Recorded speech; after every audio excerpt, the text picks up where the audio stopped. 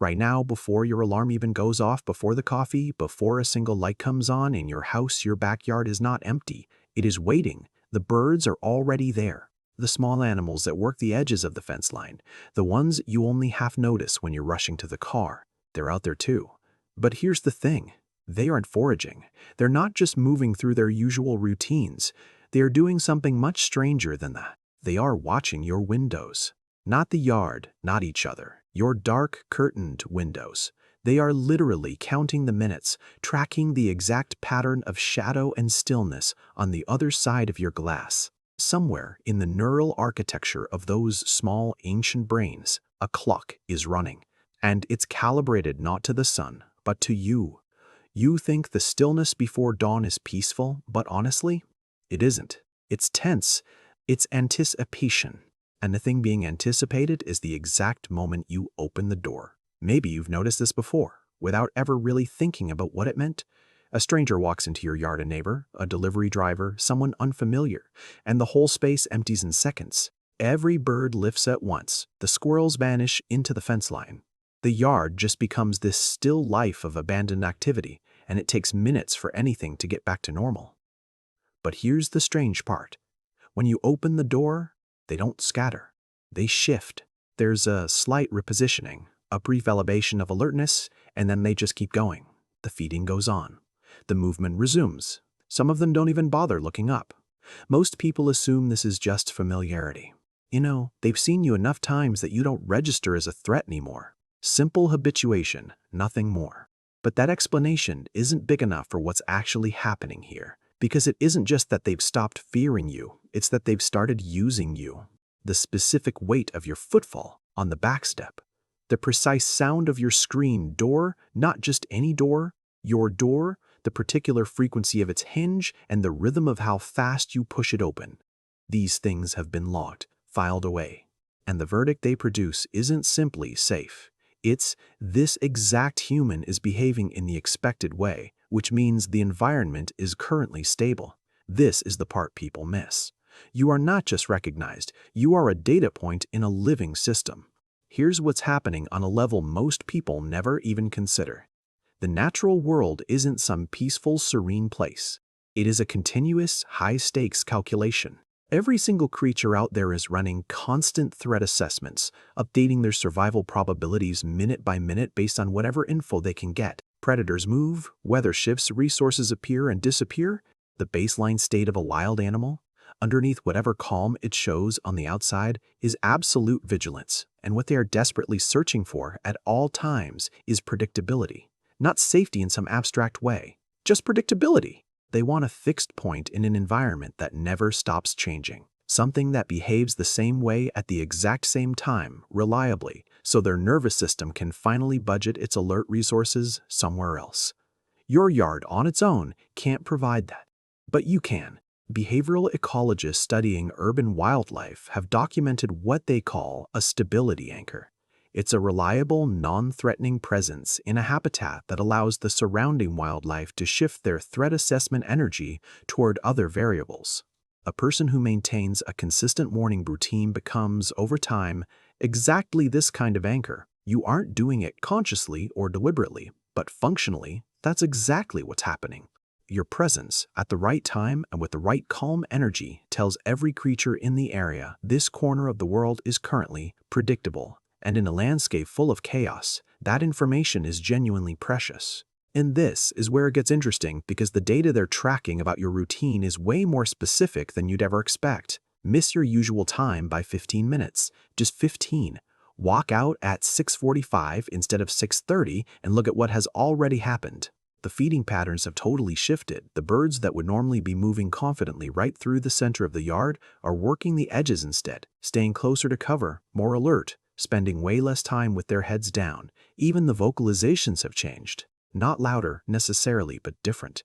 The contact calls that normally flow easily between them carry a slightly elevated urgency. It's a frequency shift that researchers have actually documented as a low-level distress marker. They aren't panicking, but they are recalculating. The schedule they built around you has produced a glitch, and every creature in that yard is now running a quiet background process. The anchor hasn't arrived. What does that mean for the rest of the morning? Think about this for a second. Maybe you've noticed this tension too when you're running late. These animals don't know you overslept. They don't know you had an early meeting, or that your kid kept you up, or that you simply forgot. They only know that the pattern they depend on has broken. And in a world where broken patterns usually mean danger, this matters. You aren't just a part of their morning, you are load-bearing. But here's the part nobody really tells you, and this is where it completely stops being about wildlife in general and becomes entirely about you. They haven't just built some generic model of a human who happens to show up sometimes. They have built a model of you. Think about your voice. In the mornings you talk to them, or to yourself, or to someone else. Inside the house, that specific frequency has been cataloged. At a neurological level, calm voices read completely differently than tense ones. And the animals in your yard have been tracking that difference long enough to know your baseline. They literally know exactly what you sound like on an ordinary Tuesday. Even your clothing affects this. It sounds almost ridiculous until you realize just how fast a bird's visual processing speed actually is. If you're usually predictable, but suddenly wear bright, unusual colors, it registers as a deviation. It's a mild alert that takes them a few sightings to figure out. Honestly, regular walkers who constantly change up their outfits are actually perceived as slightly less stable than people who stick to a similar look from day to day. And then there's your anxiety, your calm, your exact quality of presence on any given morning. These things broadcast themselves in ways you can't fully control, and they absolutely cannot ignore. The pace of your steps, the way you hold your shoulders, how you stand at the edge of the deck compared to how you move when you're in a hurry, it all reads, whether you mean to be or not, you are a continuously broadcasting signal. And they've been receiving it every single morning. But it doesn't even stop there. Because the system you're a part of is way larger than you've probably ever imagined. The blue jays in your yard aren't just making noise. They are transmitting data. A blue jay's alarm call, that sharp, specific sound that every single species nearby recognizes, works like a neighborhood-wide broadcast. Other birds act on it. Squirrels respond to it.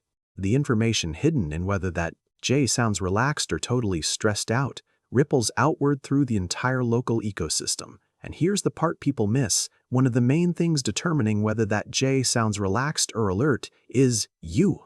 Research into how different species talk to each other has actually proven that urban wildlife across multiple species share threat information, and the presence or absence of a known trusted human is one of the biggest variables that travels through these systems.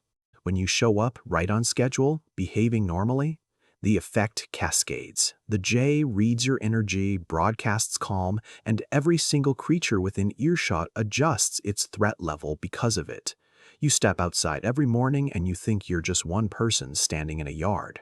But the signal you're putting out travels way further than that. It goes past the fence line, into the trees on the next street, and through vocal chains you'll never even hear. Your predictability is radiating outward into a whole network of survival decisions you will never see. Now let's flip this around entirely. Because honestly, you've been thinking about your yard as yours. But step outside tomorrow morning and try to hold on to this one truth. You don't actually own this space. You're just its most important recurring event. Think about the birds that chose to nest in a corner of your fence. They didn't pick that spot just because of the sun or how thick the branches are. Though, yeah, that stuff matters too. They chose it because all their data from last season told them that the human attached to this property was stable, predictable, safe enough to raise their babies around, and that chipmunk running the exact same path along your garden wall every morning, it's not doing that just because the wall is convenient. It's using it because that specific route passes right through the territory of a known, mapped, trusted presence. To that chipmunk, that makes this path categorically safer than any route that doesn't include you. See, you haven't just been living in a house with a yard. You've been the central axis that an entire micro-ecosystem has built itself around. Every single nest that gets built, every foraging route they choose, every morning movement, it's all being calibrated at least a little bit against how reliable you are. So tomorrow morning, when your alarm goes off, before the coffee is even ready and before the day starts making demands, just take one extra minute before you open that door. The yard is already waiting for you. It's been waiting since before the light even changed. You've got all these tiny minds running careful calculations, holding open a question that only your footsteps can answer. And when you finally do step out at the usual time, in the usual way, just doing your normal routine, something shifts across the entire space. The whole flock relaxes, their calls soften up. The morning just sort of settles into itself, and it's not because you brought them food. It's just because you showed up. That is what they've been waiting for. Honestly, that's what they've always been waiting for. I want to leave you with one quick question. Think back to a morning when you were running late, or maybe a week you traveled and the yard just went untended. Did you notice anything different when you got back? In the way the animals moved, or where they were hanging out, or maybe how fast things went back to normal once you were there? I have a feeling you noticed something, and I'd love to hear what it was.